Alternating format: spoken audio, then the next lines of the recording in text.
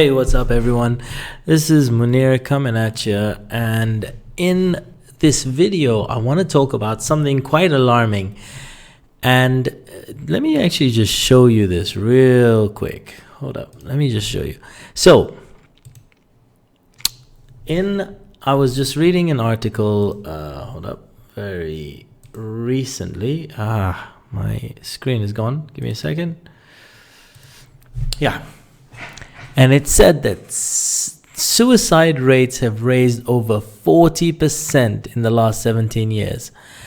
And yeah, blue collar workers, etc., higher risk. But 40% the suicide rates have gone up in the last 2 decades. That is alarming. That's crazy. And this to me is quite important. Quite worrying, especially because I know a couple of people that suffered from severe mental health disorders in the last couple of years and took their life. And I want to raise awareness to this and also how important it is. You see, let me show you a couple more statistics very quickly, because it's so important that people realize. I'll just show you an infographic real quick. Because 1 in 5 people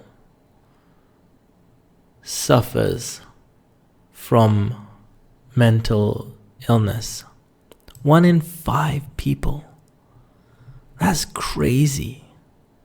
Look at that. 1 in 5 people. 50% of them. And in different countries it actually differs, but I've seen it as 1 in 5 in the States, 1 in 4 in the UK, 1 in 3 in a couple of countries. It is crazy, and we don't realize it. And 50% of Americans will meet the criteria for a diagnosable mental health condition some point in their life. Now, I get it. That's an American statistic. But globally, it's not going to change that much. And so I want to talk about a couple of things, because I study the mind a lot. And understanding how we think is really key to finding out how we can improve our lives, improve the state of depression that some people might be going through. Understanding what the thoughts that we're saying, because let me put it to you this way. There's a couple of things that we need to be aware of. Number one, how are you thinking? Right? So when it comes to mental health, it's so important to get aware of how are you actually thinking right now. And what do I mean by that? So in what way do you think? So for example, what are the things that you say to yourself? What does that voice inside your head say? Does it say, ask you questions like, am I good enough? Or why the hell did you do that again? Or what the beep is wrong with you, you stupid idiot? Like, if you're saying such things and starting to realize what are the things that you're saying to yourself, if you're saying really crappy things to yourself, then it's going to have a very negative effect on you and how you feel. So understanding what are the thought processes and what effect does that have on you? And starting to change that up a little bit, trying on new things, trying on new ways of asking different questions to yourself on a daily basis. Now, sometimes these are not ways that we're used to doing, and I get it. It takes a bit of work, but understanding what are we saying to ourselves, what questions are we asking ourselves, and also how are we asking it of ourselves? So here's what I mean. When some people think they, like in terms of the voice that goes on in their head, when they say negative things to themselves, they say it in such a strong, authoritative voice, like, what the hell is wrong with you? In your head, that's how you're thinking. And yet when we're trying to say good things about ourselves, you say it in like a small squeaky voice, like, oh, you can do it, yay, you go ahead, oh my God, you're great, you can do this. And so noticing what are the different qualities in terms of how you think. And this is key, because our brain has a way of organizing thoughts, and how it takes certain thoughts very seriously and certain things not so seriously. And understanding the code of how your brain works is really key to optimizing how you think and thus how you feel. So understanding what are the thoughts that are going on, number one, in terms of, because there's only three ways that you think. They're the things that you say to yourself, they're the things that you visualize, and the way that we feel, the feelings we have in our body. And so we've talked about the things that you're saying to yourself. What about what you're visualizing? And here's the reality. Like sometimes, let's say someone that may be depressed, or is going through a hard time, they may be replaying a hard memory in their life.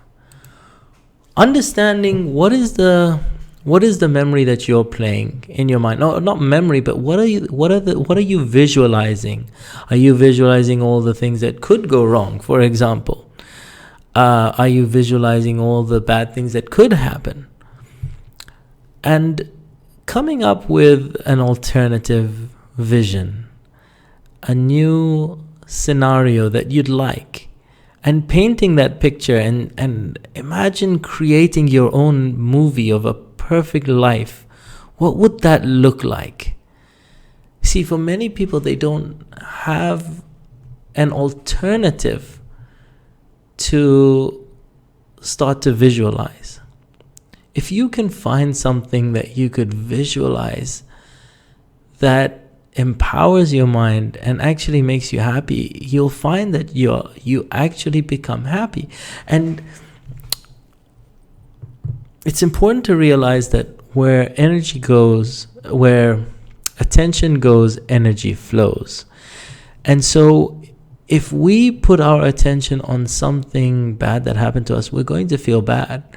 If we start to put our attention on something positive, you may start to feel positive. Now, it might not happen like in the first minute or so. You give it time. And try this out. Go and have a conversation with a friend, okay? And ask them, to tell you about sort of a difficult time in their lives. And when they start telling you the story, what happens is they go in their mind, they remember it, and they verbalize it. They tell you the story. And what you'll notice is, as they tell you this story, they will, if they're telling you about a difficult time in their life, their face will scrunch up. They'll start to feel a little bad. They'll start to, as they tell the story, because in a way, when you go and visualize, you relive it a tiny bit. And sometimes some people may even cry. Now, I'm not asking you to go and make people cry. This is totally not that kind of game. However, I want you to start to realize the way that the mind works is when you start to visualize things, you start to actually relive them. And then on the flip side, go up to someone and maybe actually do it with the same person a little bit, give them a little bit of a minute between the stories, but ask them on the flip side to tell you about a funny time in their life. Ask them to tell you about a point in their life where they were really happy. And as they begin to tell you about that, a time where they laughed hysterically or they were really happy, and as they start to talk about that, as they start to tell you about it, just notice how they may begin to smile, how they begin to open up. Their body language, their physiology starts to express themselves in a way that's a little bit happier. And now understand that all of us, when we start to visualize things that make us happy, we become happy. When we visualize things that are challenging or difficult or sad, we'll become sad. So the question is, what are you visualizing? And then finally is the physiology, the feelings that we have. Now, it's true that emotions can create our physiology or our feelings. Like if I ask you to tell me about a depressed person, in the next room, and I ask you to describe them to me, you would be able to describe them. You'd be like, yep, their head is down, they're looking at the ground, they're talking in a low voice and moving really slowly. But if I told you to describe someone that was ecstatic because they were watching a football or their favorite sport, and their team, the team that they support has just won, and they're ecstatic, they're over the moon, they're super happy, and they're ecstatic, they're so proud. And as you do that, you notice that every single person in that state has open physiology. They move fast. Their shoulders are back. And so we all know what happy physiology looks like, and we all know what sad physiology looks like. And here's something crazy. Emotions don't just create your body or physiology. Your physiology can also create your emotions. So if you stand tall, proud, and move your hands up and get ecstatic and jump around, it may seem weird for about 30 seconds, but then you'll start to feel good for no good reason. And isn't that good? So, in this video, I wanted to give you a quick couple of mind hacks, a couple of things that I'm passionate about, which may assist you or somebody, who knows, in feeling a little bit better, taking their lives to that next level, giving them a bit of hope. And by the way, half the time when someone is in a really, really depressed state or in a bad state, sometimes all they need is a little bit of a friendly voice to talk to, someone to show that they care. And I care. Many people out there will care and do care. You gotta give people a chance. Give someone a chance. So, this is Muneer coming at you. Let me do one of my fancy little button things. It's been a bit more of a serious video, but I'm passionate about this. And so, I